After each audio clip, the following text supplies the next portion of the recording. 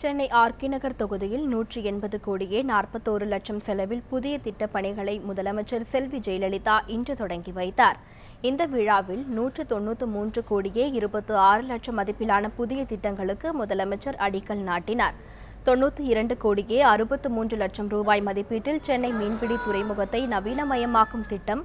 63 கோடி ரூபாய் செலவினமான பவர்குப்பம், ரங்கநாதத்தில் கட்டப்பட்ட குடிசை மாற்று வாரிய வீடுகள், கத்திவாக்கம் காக்ரின் பேசின் சாலை, ரயில்வே மேம்பாலம், 9,94,000 ரூபாய் செலவில் அமைக்கப்பட்ட அம்மா குடிநீர் நிலையம், கார்னேசன் நகர் சென்னை நடுநிலைப் பள்ளிக்கூடத்தில்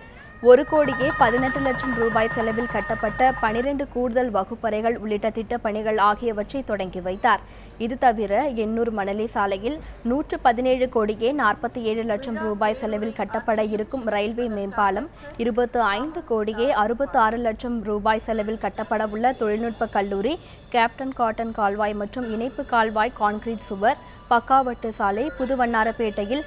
ரூபாய் 3 கோடியே 33 லட்சம் செலவில் கட்டப்பட இருக்கும் காவலர் குடியிருப்புகள், ரூபாய் 3 கோடியே 62 லட்சம் செலவில் கட்டப்பட இருக்கும் பிற்படுத்தப்பட்டோர் மாணவர் விடுதி கட்டிடம் உள்ளிட்ட பணிகளுக்கும் முதலமைச்சர் செல்வி ஜெயலலிதா அடிக்கல் நாட்டினார்.